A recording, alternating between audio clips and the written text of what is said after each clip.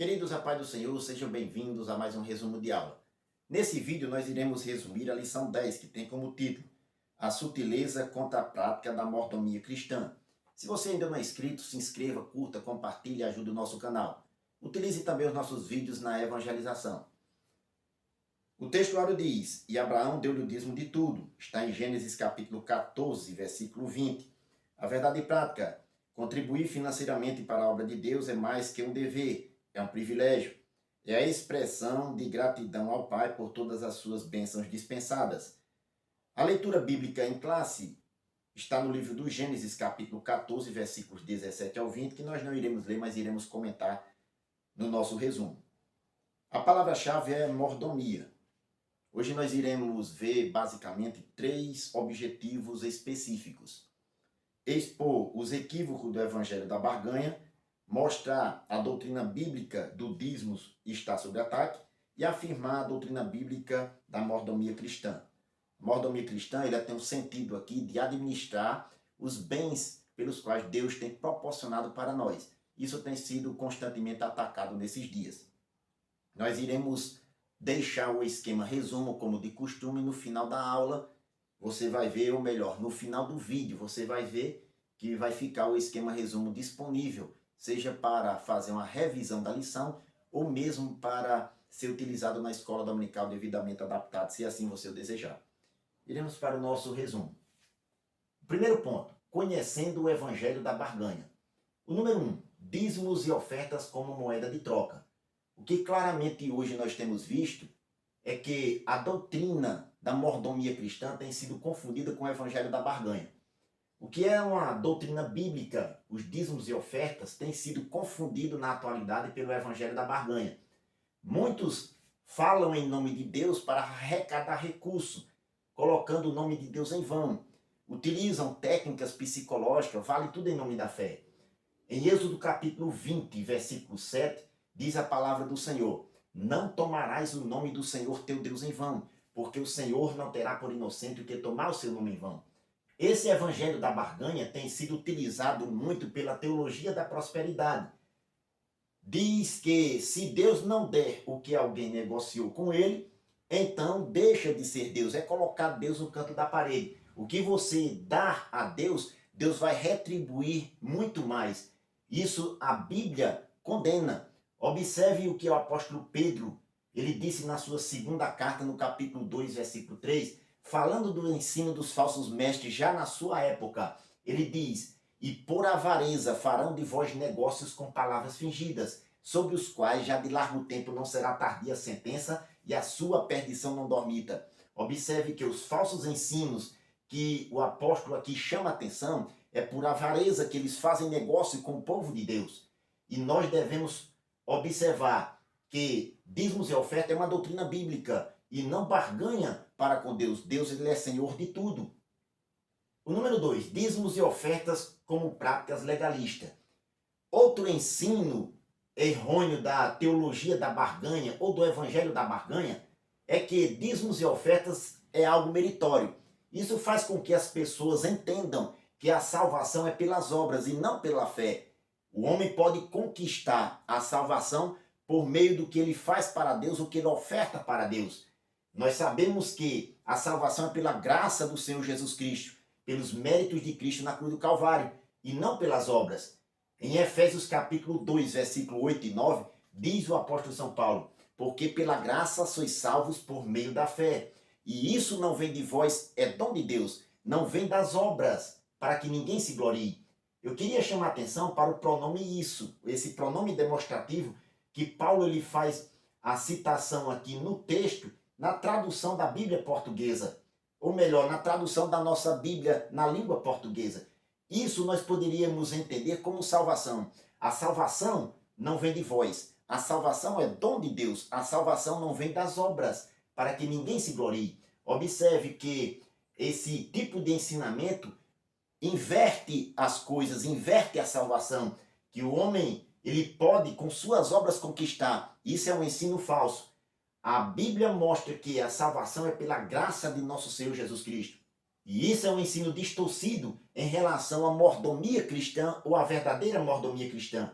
Lá em 2 Coríntios, capítulo 8, versículos do 1 ao 4, nós não iremos aqui fazer a citação de todo o texto, mas gostaria de pontuar alguns princípios da contribuição cristã que Paulo fala neste capítulo da segunda carta aos Coríntios. O primeiro dele, gozo, está no versículo 2. O segundo, generosidade, também no versículo 2. O terceiro, voluntariedade, está no versículo 3. E mais dois princípios aqui que Paulo pontua ao longo do capítulo. No verso 8, ele diz sinceridade. E o verso 12, prontidão de vontade.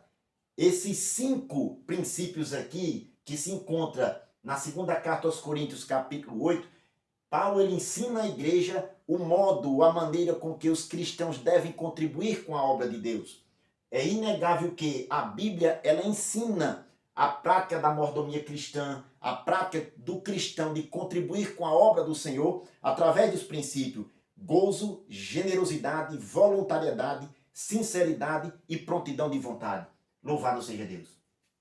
O segundo ponto, a doutrina bíblica do dízimo sob ataque. O número 1, o dízimo era uma prática da lei.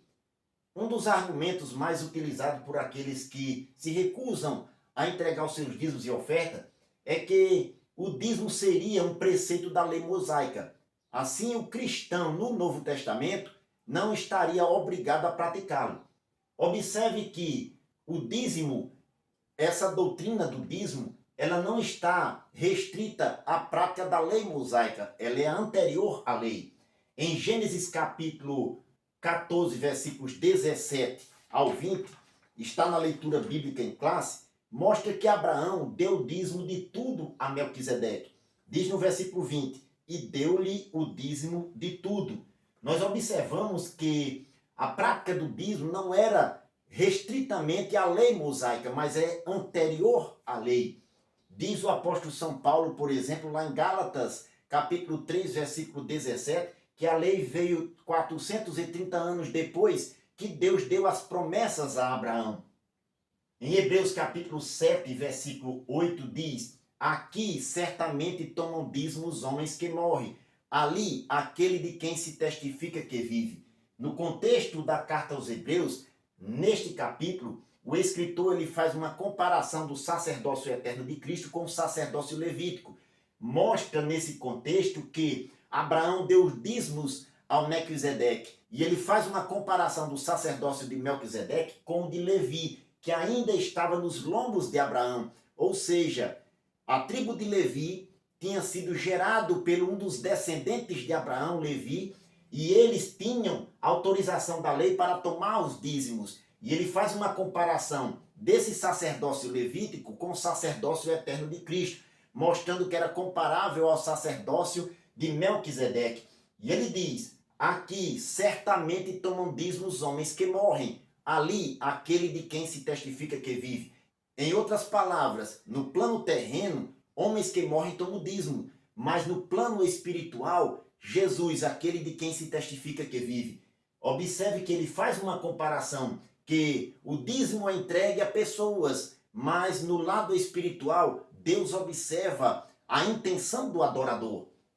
Uma justificativa mais plausível para aqueles que não devolvem o dízimo, dizendo ser uma prática restrita à lei, é que está mais para o amor do dinheiro. Em 1 Timóteo capítulo 6, versículo 10, diz o apóstolo São Paulo, porque o amor do dinheiro é a raiz de toda espécie de males. E nessa cobiça, alguns se desviaram da fé e se traspassaram a si mesmo com muitas dores. Mas tu, homem de Deus, no verso 11, foge destas coisas e segue a justiça, a fé, a caridade, a paciência e a mansidão. Milita a boa milícia da fé, toma posse da vida eterna para a qual também foste chamado, tendo já feito boa confissão diante de muitas testemunhas. Observe que nesse texto Paulo chama o amor do dinheiro de cobiça e nós devemos fugir dessas coisas.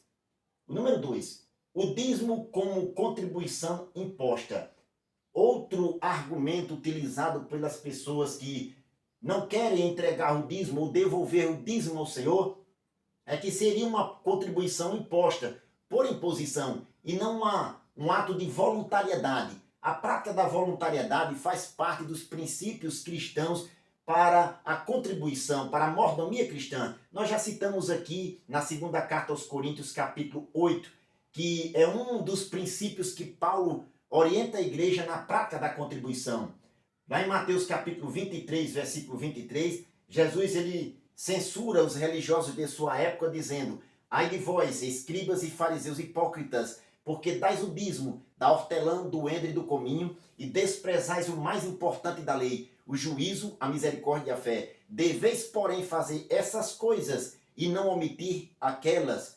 No verso 24, condutores cegos, coais um mosquito e engolis um camelo. O que Jesus está mostrando aqui, através dessa censura aos religiosos, que os religiosos de sua época eram tão observadores da prática da lei que desprezavam o sentimento da lei. Quando ele diz, deveis, porém, fazer essas coisas, ele estava se referindo ao sentimento da lei que o espírito da lei queria ensinar, internalizar nos religiosos, e eles não observavam isso, não internalizavam o sentimento da lei, o juízo, a misericórdia e a fé. Quando ele diz, e não omitir aquelas, está se referindo à prática do dízimo, da hortelã, do endro e do cominho. Os religiosos eram tão observadores da lei que eles dizimavam até mesmo do tempero da comida. Hortelã, endro e cominho. Mas eles esqueciam, ou melhor, não deixavam o sentimento da lei internalizar no seu coração, o Espírito Santo trabalhar em sua vida. Era justamente o que eles desprezavam, o juízo, a misericórdia e a fé. Quando ele fala no versículo 24, condutores cegos, coais um mosquito e engolis o camelo. Ele aqui está fazendo uma analogia, fazendo uma comparação. O mosquito aqui era o menor animal que eles conheciam na época, um insetozinho pequeno, minúsculo.